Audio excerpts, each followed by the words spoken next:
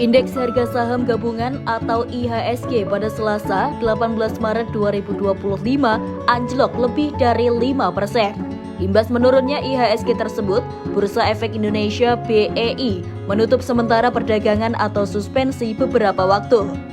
Anjloknya IHSG diketahui Wakil Ketua DPR RI Sufmi Dasko Ahmad yang membuatnya bersama jajaran Komisi 11 DPR RI mendatangi Gedung Bursa Efek Indonesia BEI yang berada di Jalan Jenderal Sudirman, Jakarta Pusat pada Selasa 18 Maret. Kunjungan anggota DPR dimulai pada pukul 13.40 waktu Indonesia Barat. Ketua Komisi 11 Muhammad Misbahun dan jajaran Komisi 11 lainnya juga ikut dalam rombongan. Saat mendatangi gedung BEI, Dasko bersama anggota Komisi 11, mereka berbincang dengan Direktur Utama BEI, Iman Rahman. Iman menjelaskan penurunan IHSG kepada rombongan DPR tersebut. Dasko dan rombongan dijelaskan detail apa yang terjadi, di mana layar monitor menunjukkan kenaikan angka dengan ditandai warna hijau. Dasko juga terlihat sesekali bertanya kepada Iman. Diketahui, indeks harga saham gabungan atau IHSG mengalami penurunan tajam yang menyebabkan Bursa Efek Indonesia BEI atau Indonesia Stock Exchange IDX memberlakukan mekanisme penghentian perdagangan sementara atau yang dikenal sebagai trading halt. Keputusan ini bukanlah langkah yang diambil secara tiba-tiba, namun sudah diatur dalam peraturan bursa sebagai bagian dari sistem perlindungan pasar. Trading halt diberlakukan agar perdagangan tidak semakin anjlok akibat kepanikan, serta memberikan waktu bagi investor untuk mencerna situasi dan mengambil keputusan dengan lebih rasional. Tidak hanya diterapkan di Indonesia, mekanisme trading halt juga banyak diterapkan oleh bursa saham di dunia, termasuk Amerika Serikat, China, Jepang, dan Korea Selatan. Fungsinya sama, yaitu sebagai rem otomatis untuk menghindari jatuhnya indeks secara berlebihan dalam waktu singkat. Sejarah menunjukkan bahwa pasar saham cenderung bereaksi secara emosional terhadap berita buruk, sehingga mekanisme ini membantu menenangkan situasi dan mencegah aksi jual yang lebih besar. Dalam sistem perdagangan di Indonesia, trading halt dipicu oleh beberapa kondisi. Jika IHSG mengalami penurunan lebih dari 5% dalam satu sesi perdagangan, maka bursa akan menghentikan perdagangan selama 30 menit. Penyebab utama dari penurunan tajam IHSG kali ini adalah kombinasi dari faktor domestik dan global. Direktur Utama PT Bursa Efek Indonesia atau BEI, Iman Rahman menyampaikan bahwa volatilitas IHSG lebih disebabkan oleh berbagai faktor dari tingkat global. Ia menilai kebijakan tarif Amerika Serikat terhadap negara mitra dagangnya telah menyebabkan dampak negatif ke berbagai negara berkembang termasuk Indonesia. Dari sisi eksternal, hal ini memang tekanan cenderung berasal dari ketidakpastian ekonomi global yang masih tinggi, kebijakan moneter ketat yang diterapkan bank sentral utama dunia, serta kondisi geopolitik yang bergejolak. Namun tekanan besar juga datang dari faktor domestik, terutama serangkaian kebijakan ekonomi yang dianggap kontroversial oleh pasar.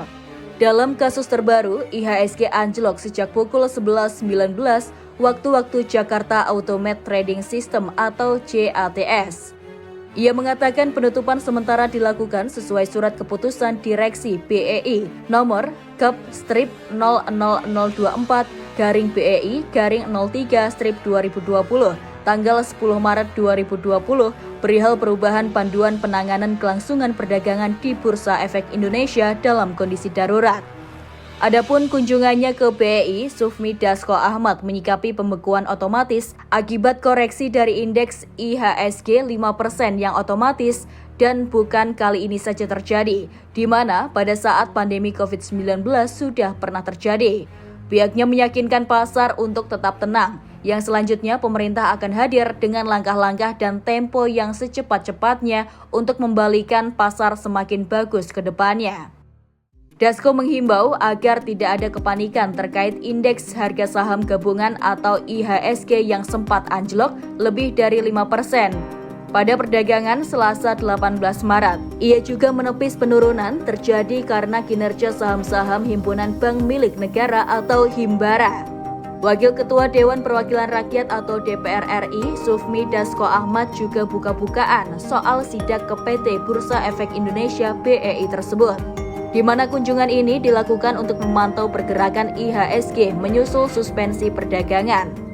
Gerak cepatnya Dasko ini seolah sudah melekat pada dirinya, di mana ketika kebijakan pemerintah menuai protes publik dan Presiden Prabowo Subianto mencabutnya, bukan menteri atau pembantu presiden di istana yang merilisnya ke publik. Penjelasan justru kerap hadir dari orang yang dekat dengan Prabowo dari Kamar Legislatif, yakni Wakil Ketua DPR yang juga Ketua Harian Partai Gerindra, Sufmi Dasko Ahmad. Sejumlah kebijakan yang disampaikan lebih dulu oleh Dasko diantaranya terkait kelangkaan gas LPG belum lama ini hingga kenaikan PPN. Pria yang lahir pada 7 Oktober 1967 di Bandung, Jawa Barat ini menyelesaikan pendidikan S1 Fakultas Elektro di Universitas Pancasila tahun 1993. Kemudian ia mengambil kembali pendidikan jenjang sarjana pada jurusan hukum di Universitas Jakarta dan lulus pada tahun 2009. Pada 2012, Sufmi Dasko menamatkan studi S2 di Fakultas Hukum Universitas Islam Jakarta dan melanjutkan pendidikan S3 Hukum di Universitas Islam Bandung dan meraih gelar doktor pada tahun 2015. Sufmi Dasko seringkali menyampaikan kebijakan fresh dari presiden kepada publik yang bahkan lebih cepat daripada menteri. Ia berdalih komunikasinya dengan Presiden Prabowo sebelum kebijakan menuai keresahan publik dalam kapasitasnya sebagai pimpinan DPR yang mewakili rakyat. Hasil komunikasinya dengan Presiden lantas disampaikan ke publik. Menurutnya, penyampaian informasi yang perlu diketahui publik harus segera disampaikan ke masyarakat secepat mungkin agar menenangkan masyarakat. Ia menegaskan tidak pernah mendahului menteri, namun tetap masih dalam kamar masing-masing dan dirinya sebagai pimpinan DPR mewakili rakyat. Sebagai Wakil Ketua DPR RI 2019 sampai 2024 dan kembali terpilih di posisi yang sama pada periode 2024 sampai 2029 ini mempunyai sejarah yang panjang dalam berkarir di dunia politik.